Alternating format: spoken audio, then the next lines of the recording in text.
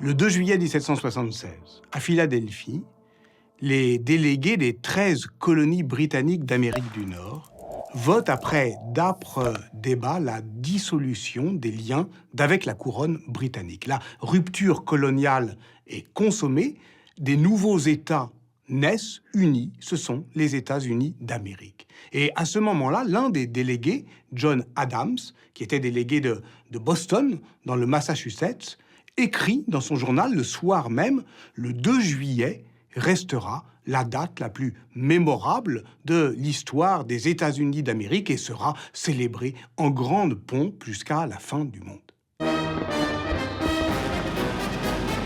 John Adams voyait juste, mais il se trompait de date.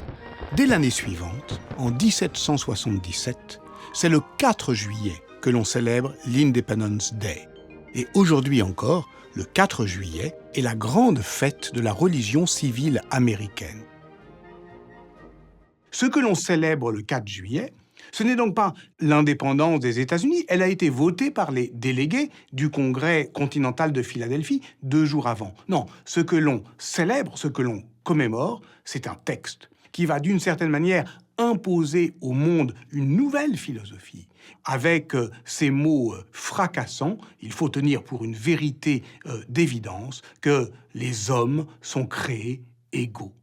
Les hommes sont créés égaux et ils ont des droits inaliénables, parmi lesquels la vie, la liberté et la poursuite du bonheur. C'est donc à Philadelphie qu'il faut se rendre pour retrouver les traces de ce texte fondateur qu'est la Déclaration d'indépendance. Au cœur de la ville moderne, on découvre un parc national historique où se montre et se raconte la geste du combat indépendantiste des États-Unis d'Amérique. Après le selfie obligé devant Independence Hall, où fut signée la Déclaration d'indépendance, il faudra faire une longue queue pour vous approcher du Saint des Saints. Ici est conservée Liberty Bell, la cloche qui, dit la légende, sonna pour annoncer aux citoyens de Philadelphie et du monde qu'un État nouveau était né, fondé par la seule force du verbe.